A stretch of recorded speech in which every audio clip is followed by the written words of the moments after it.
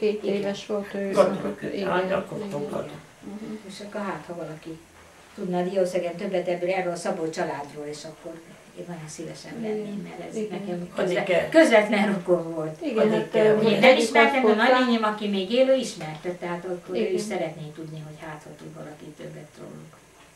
Ez olyan, aki vele volt a frontása, vagy akik elmentek, elvitték, elszállították. Ezt kitették, ők mentek tovább, ők túlélték, eljöttek megmondani, hogy na, ez az emberrel ez történt. Igen, sose lehet tudni. Sose lehet tudni, hogy nem, kicsi a világ. Hogy kicsi a világ, hogy mi. Sokat mondtunk most egyszer. Igen. Hát így kell, el kell mondani meg. Ezek a dolgok vannak, hogy ezt én is tudom, én csak azokat tudom elmesélni, amit hallottam apámtól, anyámtól, nénémtől, Marika nénémtől. A kis öreg néném 1907-es születésű volt. Na most ezek voltak, hogy elmentek, hogy kivitték a pajtába, ottan, mert szőlőhegyek voltak, és szőlőpajták, és oda vitték a kád alá anyámat, meg a Julikát, meg a szomszédjányokat, egész napra, míg jöttek a partizánok, a szomszéd, Tatai Julikát. Igen. Élus néni. Élus néni. Most ezt te azt mondod, mikor az oroszok bejöttek, hogy elbújtatták őket, mert... Hát de várjunk egy pillanatra, mert hát Julika is meg volt. Bereszkine Julika, hát persze, az meghalt már. Igen, csak már utána. Azokat kivitték, kimentek, hát az Émiska bácsi a fodrász az úgy fitreszkedett. Az nem lehet kimenni, annak mentek, mint Marika néném, ezek kimentek, ott elment az lányokat, amiket kivittek. Mert mindig jöttek, kiabálták a Barizsnyát, aztán ezek megvittek, aztán valahogy ezek mindig akkor mentek, amikor sötétedés volt. A sötétben meg az oroszok nem mertek járni, mert féltek, érted? Akkor meg néném úgy azt mondja, hogy hangbátran ment a temeten keresztül, de szokta haza őket, akkor az a testület elvonult, jött egy másik, az elviselkedett, sipíceltetni, hát ne hittél, jól lehetett. Ezeket hallottam. Egy gyermekik voltunk, azt összeültünk, azt hallgattuk, úgy csendben, nem szóltunk egy szót se, érted, és az megragadt az embernek az agyába, így úgy. Igen.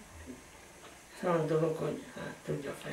Hát igen, a régi dolgokról, hogy a kommunista rendszerben a családon belül elmondtak sok mindent, de már úgy, hogy kiálljanak elmesélni, hogy nagyon sokan hallják, féltek. Féltek elmondani. Így családban elmondta mindenki többször is, még egy kicsit úgy el is mesélte, még egy kicsit fűszerezett is hozzá, mint tudom, de azért mint anekdotának is nagyon jól megy. Jó, amelyik nem pontosan. Komoly anekdóta, hogy oda maradtak. Hát igen, az nem van. Hát ilyen kis apró történetek biztos vannak, hogy megfűszerezték egy kicsit, de ez véresen komoly volt ezek az áldozatok. Még valami még majd nekem eszembe jut, és akkor majd én ezt még elmondom. Mondom, Kuszi bácsi, az az értékes Kuszi bácsi, az azt tudja, az öreg az át tud. De már ki van? Várjál. Aztán, hát tudod, mink nem voltunk gazdák, nem volt földünk, nem volt jószág, nem volt semmi. Szóval nem volt mit elvegyenek. Nem volt mibe úgy belekössenek. Adtak földet? Földet tetszettek kapni? Kimértek, hogy is volt, egy hódföldet adtak. Mink egy fél hódot felkapáltuk kézzel, én apám meg Gyuszi. Az bevetette apám ártával. Azt meg megörtik, azt árpa kenyeret ettünk, már úgy féltem, mikor kellett tenni, pedig olyan éhes volt, mert az nem volt úgy kirostálva, nem olyan őr is volt, mint a rendes, hanem tele volt szálkával.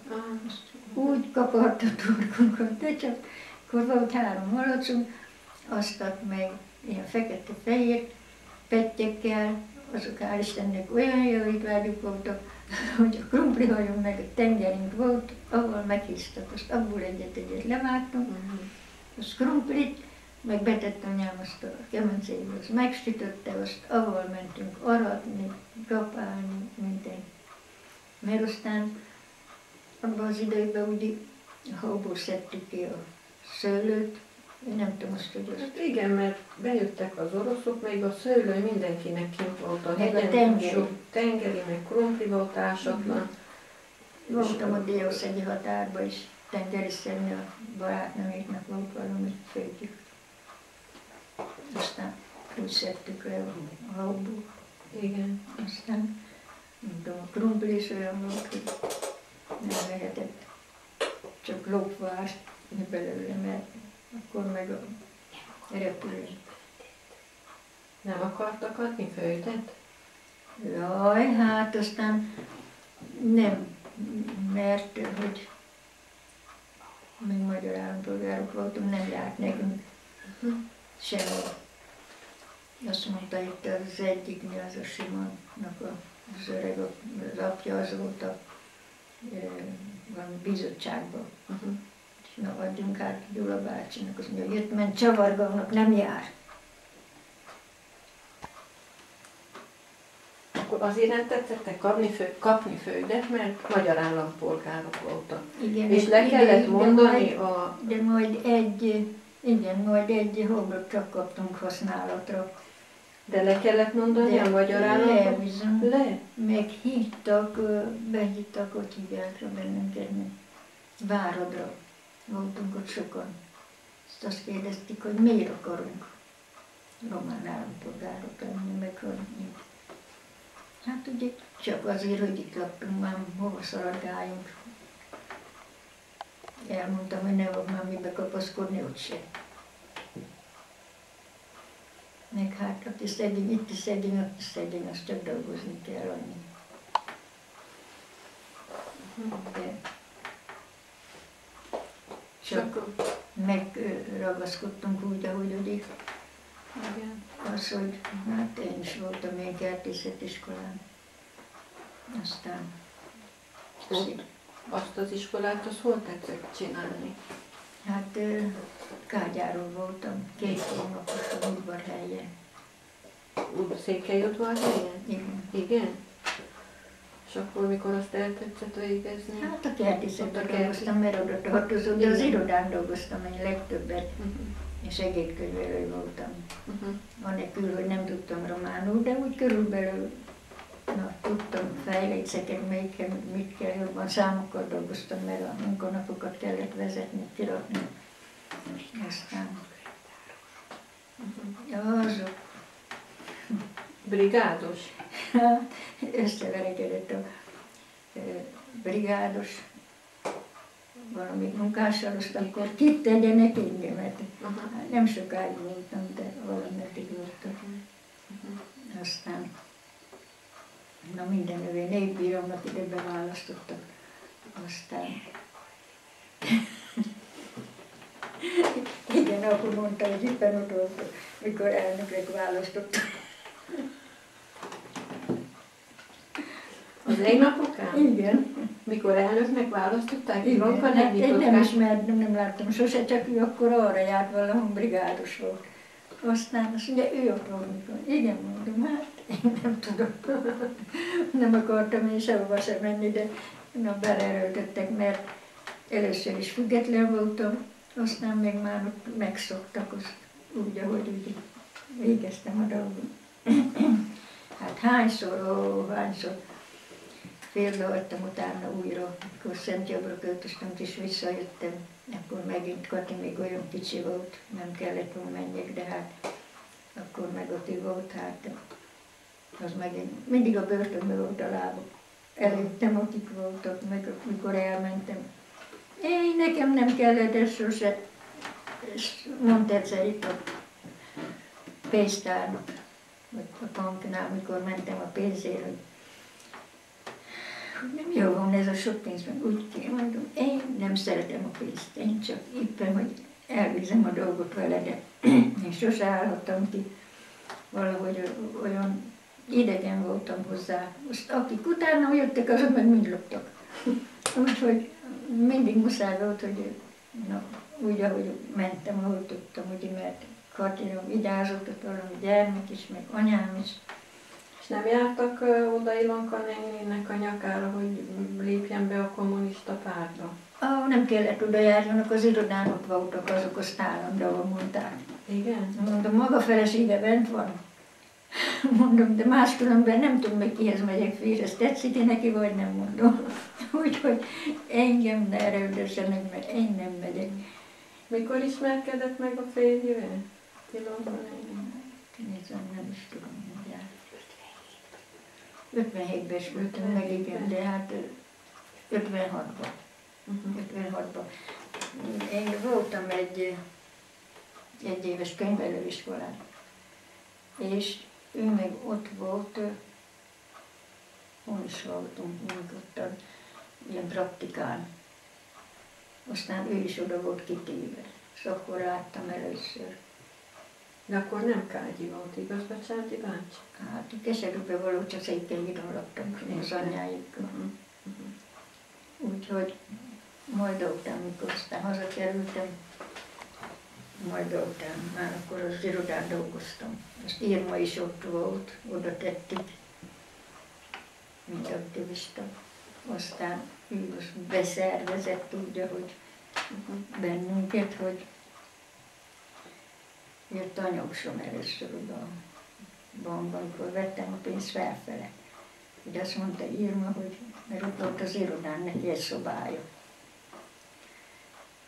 hogy menjek be, mert ő is jön Kágyára. Na, azt együtt jöttünk gyalog.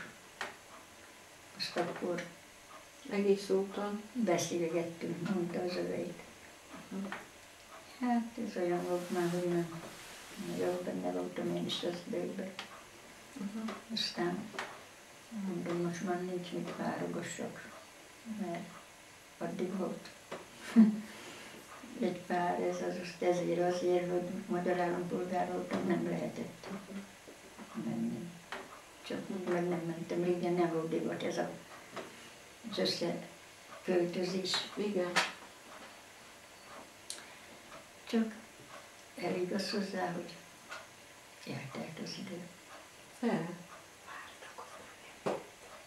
Nem lett aztán pártag, Nem mentem én se utamista, se pártag, semmilyen voltam, mert én azt mondtam, hogy amikor én jártam az iskolába, volt egy olvasmányunk. Arról szólt, hogy mikor az első hajót meghozták a Dunára, akkor kiállítottak egy őrt mellé, hogy erre vigyázik. És ha jön valaki, mondja, hogy ebből hajó lesz, erre majd felszállnak, szállítanak embereket meg. Mindenféle azt mondta, hogy de uram, én mikor magam se hiszem el, hogy mondjam ezt másnak. Azt mondtam én is, mikor azt mondták, hogy milyen jó lesz a kollektív, meg minden. Mondom, én úgy jártam, mint az öreg ember, amelyikre rábízták a hajót, hogy magam se hiszem, hogy mondjam én másnak, milyen jó lesz a kollektív. Ez nagyon jó példa. Aztán nem is mentem én szervezni, mert az elnök azt mondta, hogy majd megyek, én helyette nem menni, mert Kati kicsi volt. Aztán én nem is szerettem sose, nem láttam sose jónak. Mert ahol annyi sok ember össze van, hogy egyik így dolgozik, másik úgy, volt nekem mindig kimérve, így egyénileg. Ilyen konyhakertszerű? Hát az nem konyhakert volt, hanem rész, egy fél rész. Jaj, akkor így részébe volt kimérve. Igen, fél rész volt. Igen. Aztán mindig, mikor nem voltam az irodán, mert ha csak lehetett, mindig oda benyomtak, mikor ki kellett menni aratni is. Azt nem akartam visszamenni, mert én annyira szerettem kint a mezőn az emberek közt lenni. Azt akkor erőszakkal, hogy de menjek, mert ugye elmaradnak azok a könyvelések, meg minden munkák. Aztán csak vissza kellett menjek. Nem az, hogy nem tudtam, mert már azt tudtam úgy, hogy nagyon bele voltam mindenbe jönve, de ott ülni, azt nem bírtam. Nem olyan fajta vagyok. Ilonka néni, ez alatt a 80 akárhány év alatt, melyik volt az a legjobb korszak? Legjobb, ahol tetszett szeretni úgy élni, úgy visszagondolva, hogy na, akkor olyan jó volt élni. Hát olyan nagyon jót nem mondok, de rosszat se. Mert 38-ban voltam legelőször egy hónapig Pesten. Elvitt a nagynénire.